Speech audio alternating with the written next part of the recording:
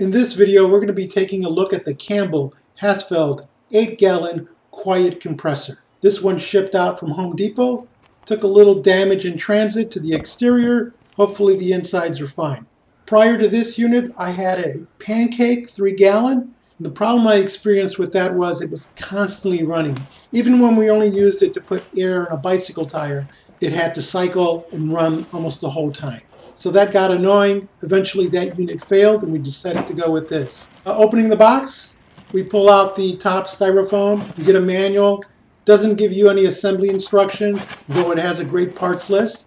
You get air filter, 2 rubber wheels, a carrying handle with a rubber grip on the end. Some of the things that drew me to this unit were obviously its larger capacity at 8 gallons. The quietness, it's rated at 68 dBA. You really don't have to wear air protection when you're using the unit, which I had to do with the Pancake unit. It's a single-phase 7.5 amp unit, so it'll plug into any grounded outlet. The unit is oil-free, therefore it's a maintenance-free pump. Due to the smaller twin vertical pistons, the compressor life is extended up to 4 times. In addition to using it to inflate tires, you can use it for hobby painting, stapling, and some limited nailing. This is certainly not the unit for you if you're looking to use air grinders, painters, sanders, and other heavy-duty tools. Looking from the left-hand side, we see our quick connect air outlet. You simply push on the ring to engage or disengage your air hose.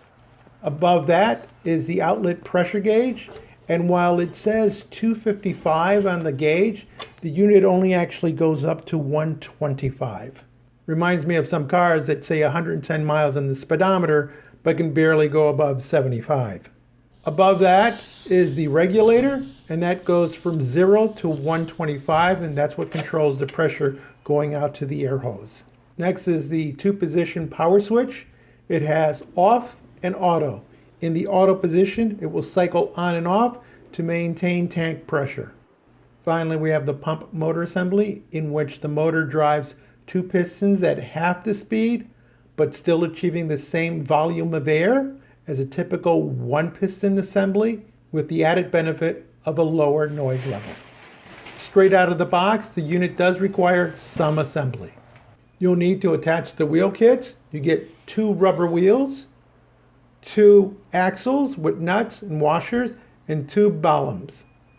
You'll need an 11/16 socket set or box wrench, but you'll probably need at least 2 of them because you're going to need to hold a nut in position while you turn and tighten the axle.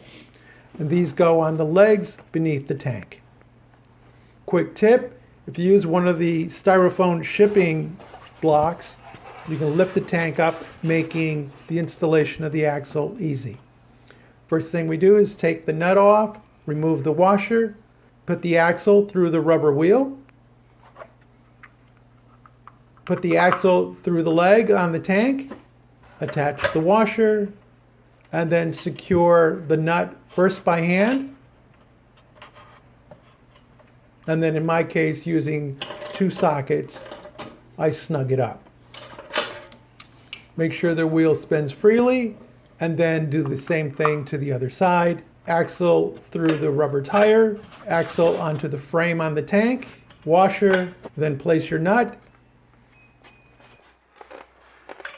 tighten until they're snug.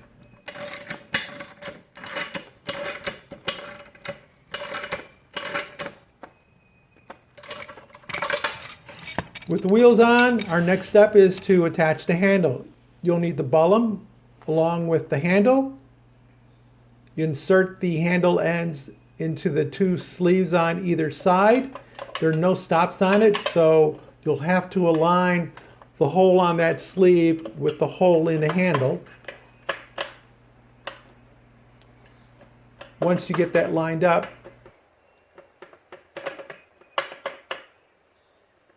once the holes are lined up, insert and screw on the bollum. And it's a very long thread shaft, so take it all the way down. No need to super tighten this. It's just holding the handle in position. Just a quick snug and then you're set. Repeat the same procedure for the other side. Last thing to install is the replaceable air filter. It attaches near the top cylinder head. It simply screws in.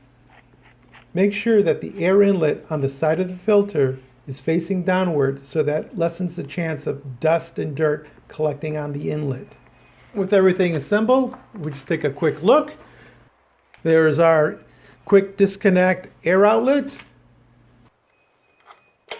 the air regulator, the air pressure gauge, our pressure relief valve, that's a safety valve that would keep the tank from being overpressurized and potentially exploding. Then we have our off and auto two-position pressure switch. And next to that is my least favorite thing, which is the power cord, which has no relief sleeve on it. I really think the manufacturer could have done a better job with that. Close-up look of the motor and where the cylinder heads are. On the back of the unit is a handle for carrying and the tank pressure valve, which is different than the regulator pressure valve. This will tell you the pressure of the tank, where the other one is the air pressure going out to your device. Underneath the tank is the drain ball valve. This quarter turn valve allows you to empty the tank of compressed air and condensation which builds up. You want to get rid of the condensation to avoid rusting the inside of the tank. This valve is an improvement over the pancake compressor, which has a turn screw, which tended to rust into place at times. Before actually using the unit, we have to run through a break-in. So the first thing we have to do is make sure it's in the off position. The drain valve is open. The unit is plugged in. We set it to the auto mode. At this point, the unit starts to run, and we allow it to run for a total of 30 minutes. At the conclusion of the 30 minutes, we turn off the unit, remove power, and now you can close the drain valve. To use the unit, we attach our compressor hose, attach a device to the other end of the pressure hose, make sure the drain valve is closed, set our regulator pressure to 0 by turning the knob counterclockwise until it stops. Make sure the unit's set to off, plug it into a wall, switch it over to auto. Once it reaches 125, it'll cycle off. And as you see, our pressure valve indicates 0. By turning clockwise, we can dial that pressure up.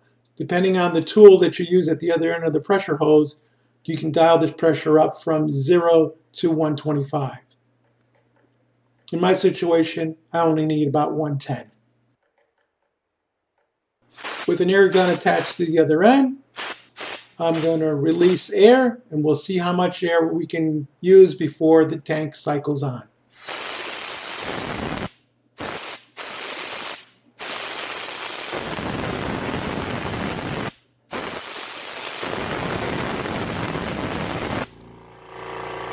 Once it hits its lower limit, the compressor will cycle on and charge up to 125 again. A few tips on owning any air compressor. Try to make sure you have a location where it could be easily stored and where it has easy access to power. This unit almost never comes out of here, but we have easy access to it. Most compressors don't come with a hose, so you'll have to buy one of those. This one's PVC, which was my first hose, and while it's durable and puncture resistant, the problem with it is it has a memory, so it wants to coil, and 2, it becomes a tripping hazard because it always forms a coil when it's laying down. I replaced it with a PVC/rubber, which is one flexible, durable, but it allows you to put it anywhere and it will lay flat. The only downside is that when going around corners, it tends to catch. So you sort of have to guide the hose around obstacles. Some hoses don't come with the quick disconnect, so you'll have to buy one. Having switched over to a more flexible hose, what did I do with the old one? Well, actually, I kept it around. I attached it to the garage wall, and now I use this as an extension. It actually can take me all the way to the front of the garage where I can plug in my flexible hose and do work outside. In addition to buying the pressure hose, you may also consider buying some additional air tool accessories. A useful one is the air chuck. I prefer the double-headed ones, so it makes it easier to get air into a tire. And most air chucks will require an adapter. And I find that if you buy a kit that comes with all sorts of adapters, it's much cheaper than buying the individual pieces. Along with an air chuck, I have a blowgun, which allows me to control the amount of compressed air that I release. This is great for cleaning around the shop and for blowing off dust and grime. Some people prefer a pocket pen blower. It has an adjustable opening. Just by twisting the tip, you can control the amount of air that passes through or close it off. And it has a clip so you can put it in your pocket protector. And this one does come with its own adapter nozzle, which is nice. Another item you'll probably need is just an air pressure gauge if you're inflating tires. One of my favorite tools is the air pistol blowgun. The grip gives you nice control, and you can vary your flow from very low to full power. Comes with a little holder here so you can hang it off a peg. And unlike this one, which is great for just smaller things, this one includes the nozzle. You'll still need an adapter to mate it to the hose. When you're done with your project or done for the day, make sure you turn off the compressor so it doesn't cycle on. Then it's recommended that you get the PSI down to about 10 before you release the drain plug. The reason for that is safety. It's very loud at high pressures, and it also kicks up whatever dirt or particles are around, and so you might end up getting something into your face or your eyes. A great way to get that pressure down is just to clean the shop floor. Once your air pressure is down to about 10 pounds or so, go underneath and open up the drain valve. And you'll get condensation and air coming out. Just leave it open until the next time you're ready to use the unit, then close the drain valve and power on. After a year of use, how does this compare to my old pancake compressor? Well, the pancake compressor was lighter, smaller, and transportable. This unit is bigger, heavier, and luggable. That's not a bad thing. At 8 gallons, this gives me plenty of capacity, meaning that the engine runs a lot less often compared to the pancake. It does include handles front and back, so you can lug it around, and wheels make it easy to transport about. Mostly the unit sits in the corner of the garage where it's plugged in, which is probably a reason why the power cord is so short. They would like you to keep it close to a powered outlet. If you need to use an extension cord, I would advise you to get a heavy-duty one. PSI-wise, this one tops out at 125, whereas most pancakes top out at 90 to 100. This unit has a higher SCFM, which is standard cubic feet per minute. It's rated at 2.45 at 90 PSI versus 0.6 for my old pancake. What does that mean? This brad nailer is rated at 1.3 at 90 PSI, meaning that my old pancake could not efficiently run this. Here's an impact tool rated at SCFM 5, which means that my unit cannot run it because we're only rated at 2.45, so the impact tool would underperform. My advice when looking for a compressor, first pick out the tools that you know you're going to need. In that group of tools, find the one with the highest SCFM rating and make sure your compressor meets or exceeds that SCFM for those tools. Unlike the pancake, there are 2 pistons running at a half speed, which means this unit runs quieter, and it does include a replaceable air filter, which you don't get on pancake units. The advantage of filtered air is longer piston life. In the end, I'm very happy with the performance of this compressor and would recommend it to anybody who works within the SCFM of this unit. If you found this video useful, educational, give us a like, leave us a comment. Please subscribe and support us. And as always, thank you ever so much for watching.